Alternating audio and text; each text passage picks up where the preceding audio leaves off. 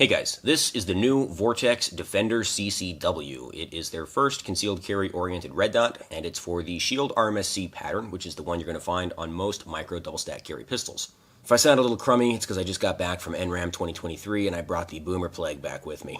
This red dot represents a pretty significant leap forward in terms of Vortex pistol red dots. Their existing product lineup is really long in the tooth at this point. This one is very modern though. It directly attaches to currently the most popular optics footprint on the market, that is the Shield rms-c pattern. Very similar to the Holosun K pattern, however the Vortex Defender, like the classic Shield rms-c, does make use of all four possible recoil lugs on this cut. Most micro-compact pistols are no longer cut for the rms-c pattern. They're cut for the Holosun K pattern, and they have optional drop-in recoil bosses so that they can also take advantage of the extra recoil lug holes on rms-c pattern optics. That's kind of a nice feature. I would prefer more points of contact rather than less. I assume the reason Holosun did that was not so much to be different as probably so they could fit a little bit more technology on the inside of the body. The Defender CCW also has some other modern touches. It's available with a 3 or a 6 MOA dot. This one is the 6 MOA dot version. I prefer larger dots for most pistol red dots, especially for concealed carry ones. I've been using a Holosun 407K with a 6 MOA dot for a pretty long time, and I really like that optic.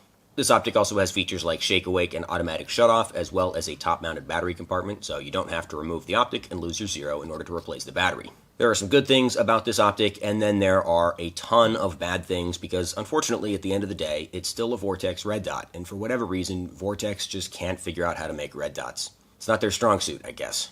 Let's start with some of the good aspects first. Vortex really does a good job in the value department with this thing. It's equivalently priced to most other optics in this category, but they give you a ton of stuff in the box. It comes with a little Picatinny rail adapter, as well as a bunch of little bags for all different types of hardware screws, clearly labeled for which handgun they fit on. It also includes an angled shim plate, which you can use to adjust the elevation by a large amount if you're having a hard time getting the zero you want at a certain range. That's kind of a rarity, but then again, that plate is also very rarely necessary, so I guess it makes sense that nobody else includes one.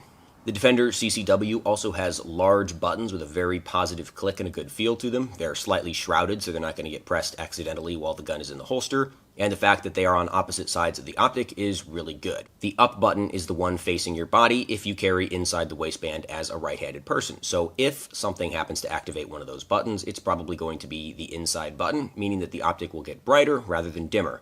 The odds that you will draw this gun to find that the optic has adjusted itself below a usable brightness level are extremely low.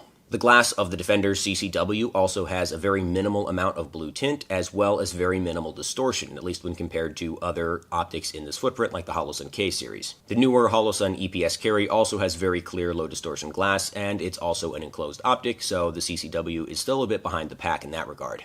And the last thing that could be tenuously called a feature is the aggressive meat tenderizer texture on the front face of the optic. I kind of see what they're going for, but I think it's a bit of a late 2000s Magpul Dynamics era fantasy that you're going to be racking these things off of a belt or a boot or a desk or something like that. I'm trying to imagine a scene where somebody is trying to rack a traditional smooth-fronted red dot off of their belt line and it keeps slipping off and the whole thing is in black and white like an infomercial. I don't think anybody's that helpless in real life. Whatever, it looks kind of cool and it's not causing any problems.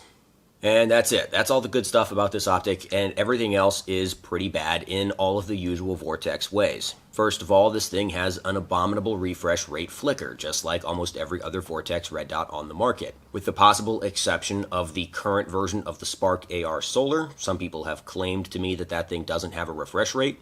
I suspect they're lying, though. In the past, I've speculated that Vortex is using pulse width modulation to control the brightness of their dot. Like with other dots that have refresh rate flicker, if the dot is on max brightness, there is no or very little flicker, and then as you decrease the brightness, the flicker gets much, much worse. I know it's technically possible to control the brightness of an LED using voltage regulation, but it's also possible that Holosun and SIG and the other optics manufacturers that don't have this problem are also using pulse width modulation. They're just using a much faster refresh rate, so even at the low brightnesses, you don't notice it. I don't know the exact details of this technology, and I don't see any manufacturers coming out and explaining it plainly, so I just get to speculate based off of that one semester of microelectronics I took back in high school. And electronics weren't nearly so micro back then, so... Like with other Vortex red dots, that really annoying refresh rate flicker does not translate into industry-leading battery life. The Defender CCW is powered by a 1632 battery, the same as the Holosun K series optics like the 407K and 507K. as well as their current side-loading versions of their RMR-sized optics, the 407C and 507C. Vortex advertises a 9,500 hour battery life for the Defender CCW. Compare that to the typical 25,000 to 50,000 hours of battery life you get advertised on the SIG and Holosun dots. I know the 50,000 hour battery life for full-size red dots, 25,000 hour battery life for compact red dots is a total marketing number. It assumes best-case scenarios like leaving the dot on a basically unusable brightness all the time, so you can't expect to actually get 50,000 hours of battery life because you're going to have the dot turned up quite a lot brighter than that most of the time. But I have no reason to believe that Vortex isn't also using a marketing number when they say 9,500 hours of battery life. A typical rule of thumb is to take that advertised battery life and knock about 50% off the top of it. So the Defender CCW might look worse than a Holosun, but it also dies much faster, so at least you don't have to deal with it for as long. This issue is compounded, in my opinion, by the overly long auto shut-off timer on the Defender CCW. It will turn off after 12 hours and wake itself back up when it's moved. In practical terms, as a carry pistol, that means it will probably almost never shut off. Holosun's auto-off timer is something like 3 or 5 minutes, which makes sense, because if you're going to have an automatic shake-awake, then there's no reason not to have a very aggressive automatic off timer.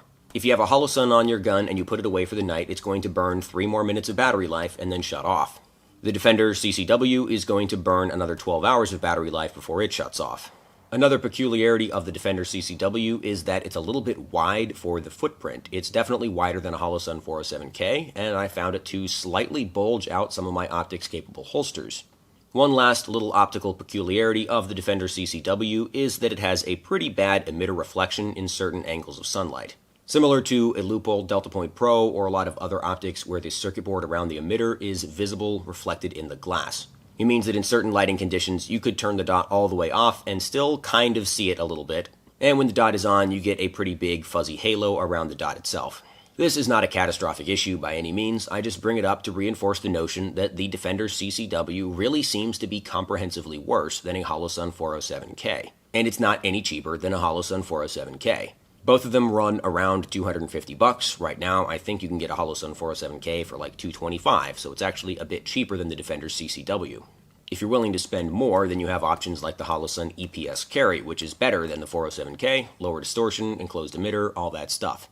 So at the end of the day, I think the only reason you would opt for a Defender CCW over a Holosun 407K is if you're just a big Vortex fan. To some extent, that's understandable. Vortex's customer service is so good that I think it breeds a lot of loyalty in the industry. I will not make the claim that the Defender CCW seems to be any better made than a Holosun, nor do I assume the quality control will be much better. They're both made in China, probably next door to each other. In my experience, Holosun's customer service has been perfectly adequate, but Vortex's customer service is pretty much unbeatable.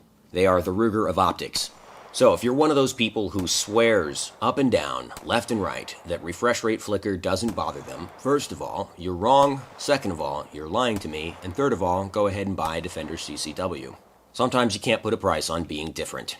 Thank you guys for watching. Let me know if you have any questions. I will attempt to answer them if I can. If you like this channel, please subscribe, otherwise you don't get to watch more videos. I know, it seems unfair, but that's the rule, so we just gotta play ball. If you'd like to support me directly, you can do so via Subscribestar. There's a link in the video description. You'll get access to some various bonus content, secret channel in the Discord server that saves you from the worst of the autism. And it helps fuel this endless gear cycle where I buy something, then complain about it on the internet, ensuring I'll never be able to sell it except at a catastrophic loss. See you guys next time. You like that meat tenderizer there? Yeah. It's a nice feature. USDA Prime, baby.